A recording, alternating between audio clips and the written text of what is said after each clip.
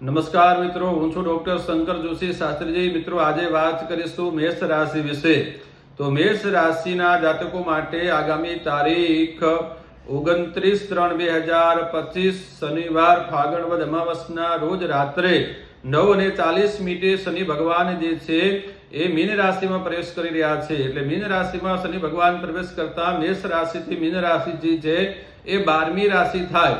એટલે 12મી રાશિમાં શનિ ભગવાનનો પ્રવેશ એટલે કે શનિ ભગવાનની સાડા સાતીનો પહેલો તબક્કો મેષ રાશિના જાતકો માટે લોઢાના પાયે ચાલુ થવા જઈ રહ્યો છે। લોઢાના પાયે શનિ ભગવાનનો પહેલો તબક્કો અને એ પણ માથાના ભાગે। એટલે ચોક્કસ આ જે સમયગાળો છે એ મેષ રાશિના જાતકો માટે ચિંતા ઉપજાવનારો સમય છે। આ સમયગાળા દરમિયાન માનસિક ચિંતા, આર્થિક સમસ્યા અને શારીરિક તકલીફો સહન કરવાની તૈયારી મેષ રાશિના જાતકોએ રાખવાની તૈયારી રાખવી પડશે। આ સમયગાળા દરમિયાન શનિ ભગવાનના જે પ્રકોપ છે એ પ્રકોપને સહન કરવા માટે તમારે શનિ ભગવાનને રીઝવવાના અમુક પ્રકારના જે ઉપાયો હું તમને બતાવીશ એ ઉપાયો તમારે કરવા પડશે।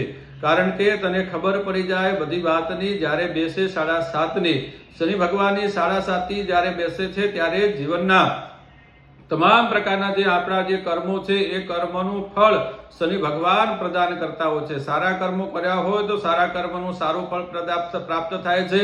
એને શનિ ભગવાનની પ્રવૃત્તિ નુકસાનકારક સાબિત થતી નથી। પણ જીવનમાં કોઈ પણ પ્રકારની આપણે દ્વારા ભૂલો થઈ છે તો એ ભૂલોનો હિસાબ છે એ શનિ ભગવાન અત્યારે આ સમયગાળા દરમિયાન આપતા હોય છે।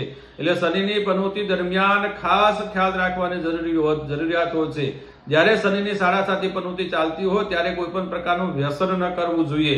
શનિ ભગવાનની પ્રવૃત્તિ ચાલતી હોય ત્યારે ધૂમ્રપાન ન કરવું જોઈએ। શનિ ભગવાનની પ્રવૃત્તિ ચાલતી હોય એ સમયગાળા દરમિયાન કોઈ પણ પ્રકારનો અખાદ્ય ખોરાક પણ વ્યક્તિએ લેવો જોઈએ નહીં। અને આ જે સમયગાળો છે એ શાંતિથી પસાર થઈ જાય એવા પ્રયત્નો વ્યક્તિએ કરવા જોઈએ। શનિની 7:30 પ્રવૃત્તિનો પ્રથમ તબક્કો માથાના ભાવે મેષ રાશિના જાતકોને ચાલુ થઈ રહ્યો છે। એટલે મેષ રાશિના જાતકોએ કોઈ પણ નિર્ણયો છે ઉતાવળિયા નિર્ણયો ક્યારે કરવા જોઈએ નહીં। કારણ કે મેષ રાશિ છે અગ્નિ તત્વની છે અને મેષ રાશિ ઉતાવળિયા નિર્ણયો કરવામાં અને બીજાનું અનુકરણ કરવામાં ઘણી વખત ઘણી બધી ખોટ ભોગવતી હોય છે। એટલે કોઈ પણ પ્રકારના ઉતાવળિયા નિર્ણયો ન કરવા, શાંતિથી કોઈ પણ કામ સારું કાર્ય કરવું છે તો શાંતિથી એનો વિચાર વિમર્શ કરી કોઈ બે ચાર સારા માણસોની સલાહ સૂચન લઈ અને પછી કાર્ય પ્રારંભ કરવું જોઈએ। સમાજની અંદર અપ્રતિષ્ઠા થઈ શકે છે, પ્રતિષ્ઠામાં હાનિ થઈ શકે છે, પરિવારમાં અણબનાવ બની શકે છે, માનસિક તણાવનો સહન કરવો પડશે।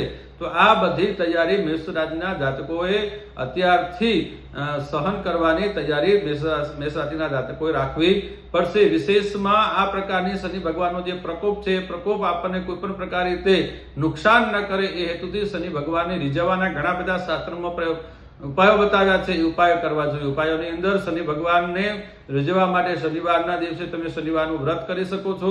એથી વિશેષમાં શનિવારના દિવસે તમે જે છે એ શનિ ભગવાનને તેલ અર્પણ કરવાનું, ચમેલીનું તેલ અર્પણ કરવાનું, કાળા અડદના 21 દાણા શનિ ભગવાનને અર્પણ કરવાના, બ્લુ કલરનું પુષ્પ શનિ ભગવાનને બહુ પ્રિય છે એ શનિ ભગવાનને અર્પણ કરવાનું। એ સિવાય સરળ ઉપાયો જાણીએ તો શનિ ભગવાનને રીઝવવા માટે તમે વૃદ્ધોની સેવા કરી શકો। કારણ કે શનિ છે એ સૌથી ગ્રહ મંડળની અંદર વૃદ્ધ ગ્રહ છે, ઉંમરલાયક ગ્રહ છે। તો વૃદ્ધોની સેવા કરવાથી શનિ ભગવાનની કૃપા પ્રાપ્ત થાય છે। ઘરમાં આપણે ત્યાં જે વડીલો છે વડીલોની સેવા કરવાથી શનિ ભગવાન પ્રસન્ન થાય છે।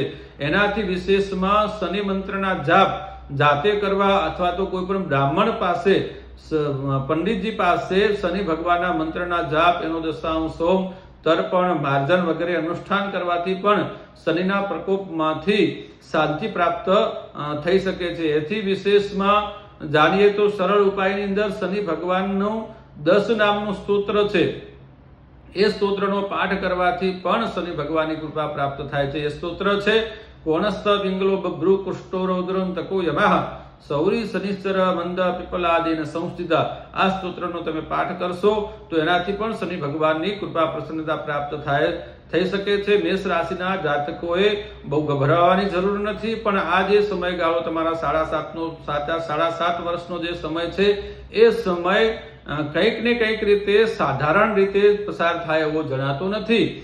બરાબર. એટલે એમાં ખ્યાલ રાખવો, સાવચેતી રાખવી, અને સાવચેતીથી આ 7.5 વર્ષનો જે સમય છે એ આપણો નીકળી જાય, બરાબર, એ પ્રકારનું આયોજન કરવાની સલાહ છે. અસ્તુ. જો આ વિડીયો તમને સારો લાગ્યો હોય તો મારી ચેનલને લાઈક કરજો, સબસ્ક્રાઇબ કરજો. કંઈ પૂછવા જેવું લાગે તો કોમેન્ટમાં તમે પૂછજો. અને એથી વધુ વિશેષ કંઈ વાસ્તુ જ્યોતિષ વિશે માહિતી તમારે જોઈતી હોય તો આપેલા નંબર ઉપર તમે મારો સંપર્ક કરી શકો છો. અસ્તુ. જય શ્રી કૃષ્ણ.